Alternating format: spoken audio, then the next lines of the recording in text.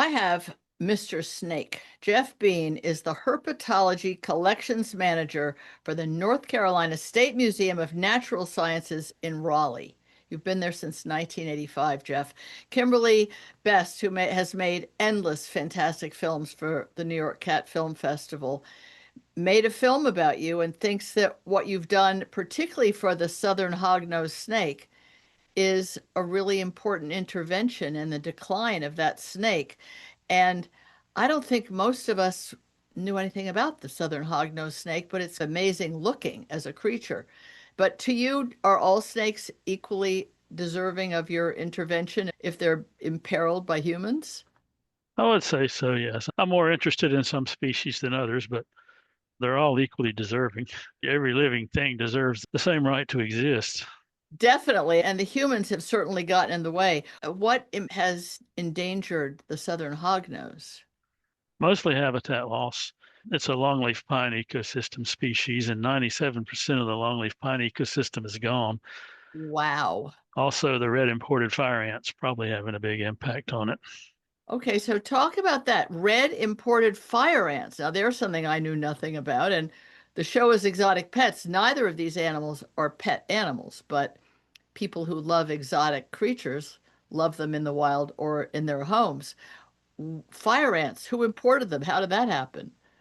It probably happened originally in soil that was used as ship ballast. They first showed up around Mobile, Alabama, several decades ago, and that's a big port city. But they're all over the southeast now. They're from South America originally, but here they have no natural predators or controls, so they're just spreading hugely throughout the southeast. And if you've ever been stung by just one, you can imagine what a sting would feel like if you were very small. Um, Oh, are they absolutely horrible? they're fine where they're supposed to be, but they're horrible where they're not supposed to be, which is here.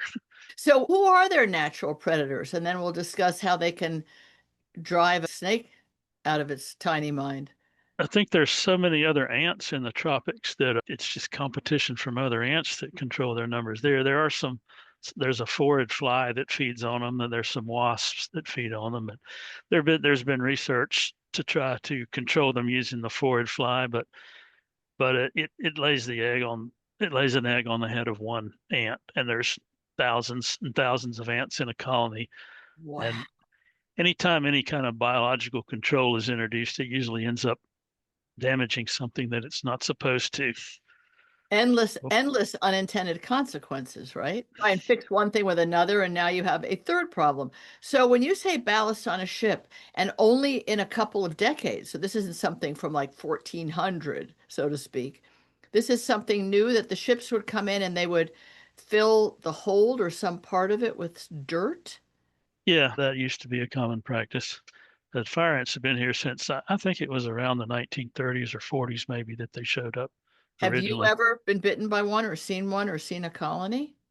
Oh yeah, my yard is full of them. My office Really? out here, they're all over the place. I've been stung by them a number of times.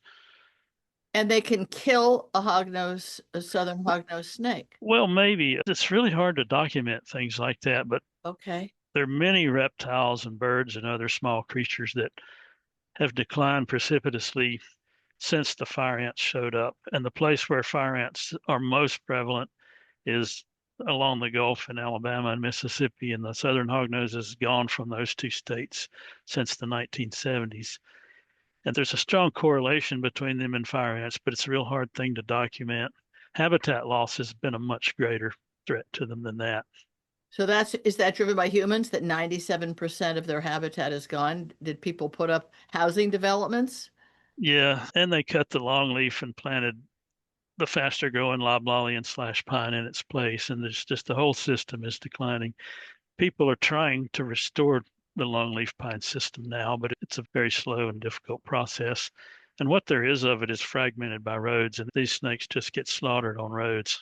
Oh no. They're So very slow moving.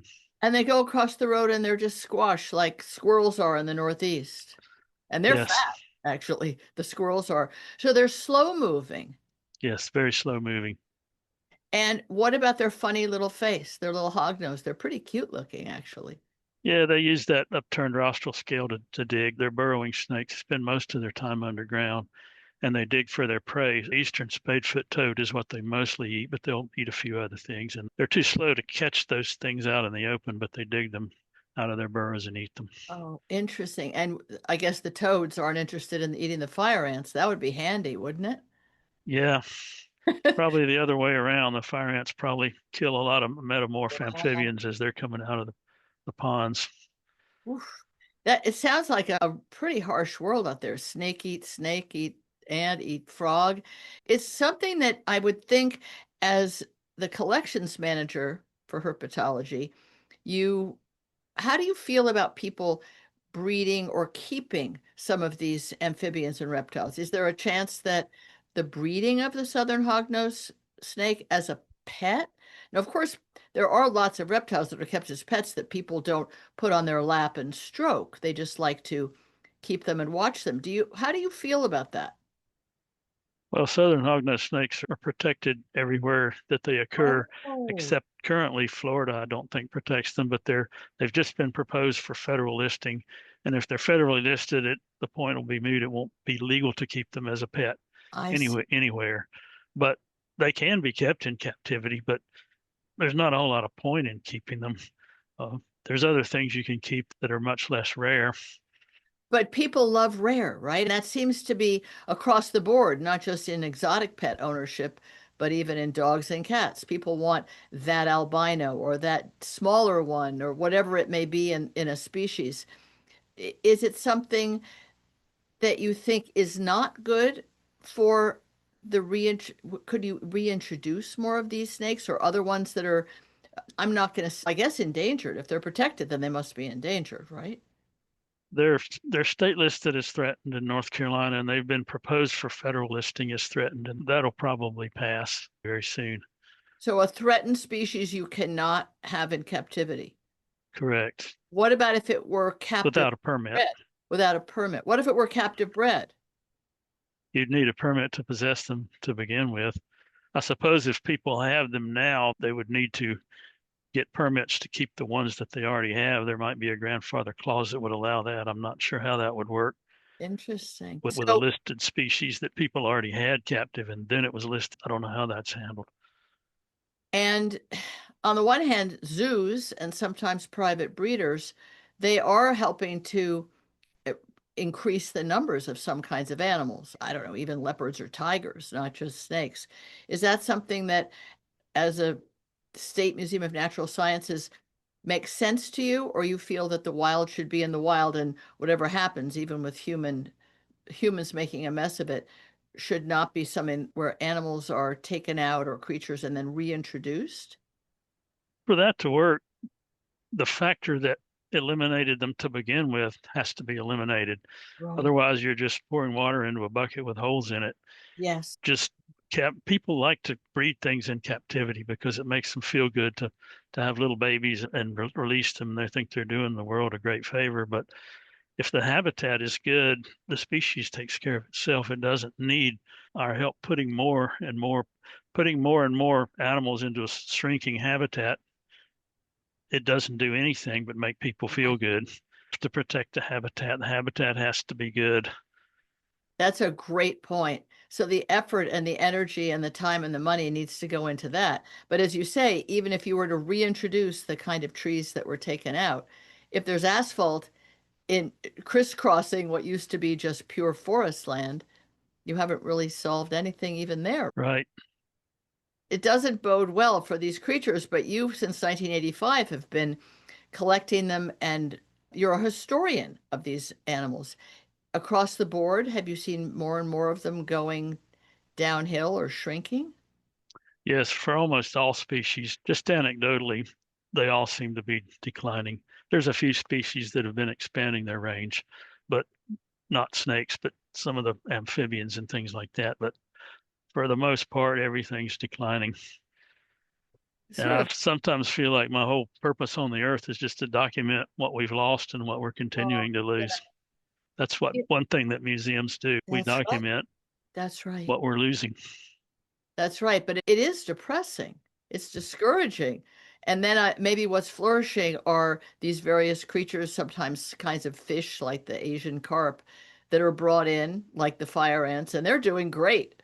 And they should never have been here if it weren't for humans in the first place. Don't learn lessons very well. They love to move things around. It almost always causes problems, but they continue to do it. Yeah, The humans are just very thoughtless creatures. For the large brains that we have, we really behave like idiots. I can't agree more. And it is preaching to the choir. I'm sure even people who keep exotic amphibians and reptiles would feel strongly about that too. And I'm sure they don't think that their one python is going to unbalance nature. But on the other hand, a lot of these pythons were let loose in the Everglades, and that's created havoc. And those were pets let loose. Is that true? Yeah, that's how they got started. But the pythons in the Everglades are a problem, but there are other species down there that are a worse problem. House cats probably a much bigger problem, but people like cats, so they're not. The pythons get a lot of hype. They shouldn't Right. be there, but because they're snakes and because they're large, people have really blown Yes. that problem a little bit out of proportion. And made them seem like the scary monster that needs to be managed. Yeah. A lot of people interested in wildlife are interested in cat owners keeping their cats indoors or not keeping them at all.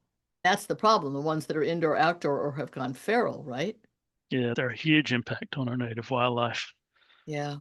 It's a shame because people see their kitty cat as their pussy cat, but they say that they're the most prolific killer of pretty much any creature on earth, more than a lion or a tiger, right? They kill massive quantities of many kinds of critters. Yes.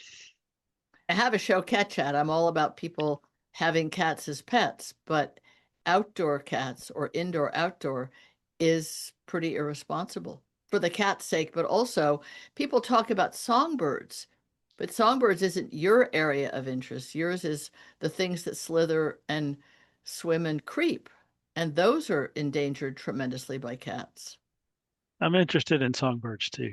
Well, yes, of course you would be. Yes, I don't mean you aren't, but that's the when you say pythons are seen as the big bad wolf in Florida, so are cats seen as the big bad wolf with songbirds, but they do endanger many other kinds of creatures.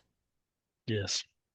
So maybe this will, people listening who have exotic pets but also have cats, could you please keep your cats indoors? That's basically the takeaway message about cats. Cat people are very hard to reason with. On the other hand, if they do care about the environment and care about other creatures, and it's never been explained to them how much cats do damage to lizards and toads and even small snakes. Right. They just may not know. You see the pussycat on your couch, you don't think of it as being a mad killer out there on a murder spree, but that's how they're wired. It's their DNA, pretty much. You've sent me fabulous photos of various snakes, including the Southern Hognose, and I'll include those when we have the notes of the podcast if anybody wants to see. It's a very cool looking snake. I don't want to say adorable because that just sounds too human word, but they are really pretty fetching with their little upturned nose. It looks a little like Porky Pig. Pretty cute. Is it true? My husband said, "Oh, Southern Hognose Snake. That was in a Jimmy Buffett song." Is that true? Did you I ever haven't hear that? I haven't heard that one. James Taylor mentioned a hognose snake, but Oh, sorry. it was an eastern hognose. Oh, that's funny. It, Right. Sorry. I said the wrong person. James Taylor, not Jimmy Buffett. So it was the Eastern Hognose, and are they quite different from very each other? different, yes. Oh, really? They're some people have trouble telling them apart, but they're really pretty different animals. How? Both of them are specialists. All snakes are specialists. Hognose snakes are specialists within snakes, and southern hognose is more of a specialist than the eastern. The eastern has a much broader range of habitats that it occurs in. It's found over much of the eastern U.S., whereas the southern hognose prefers xeric, dry habitats, sand ridges, and that sort of thing within the longleaf pine ecosystem. Wow. So The they've certainly chosen their habitat. Yeah. Yeah, Down on Copper Line is the song that mentions his dog There you go. Hercules and a hognose snake. And he was in Orange County at the time Copper Line is near Chapel Hill, so it had to be an eastern hognose. Southern doesn't occur there. I love it. It's great to know all the backstory of so many things that most of us don't know anything about. Jeff Bean, you're doing great work on behalf of the future because you're documenting the present and the past, and we all need to keep a big eye on what we're doing now and not keep going downhill. Would you agree with that? I just hope we have a future. Thank you. Let's try and look at least what you are keeping in your collection will be, I hope, a reminder to some people and a marvel to others. Thank you so much for the good work you've done for so long. I'll do my best. Take care. You too.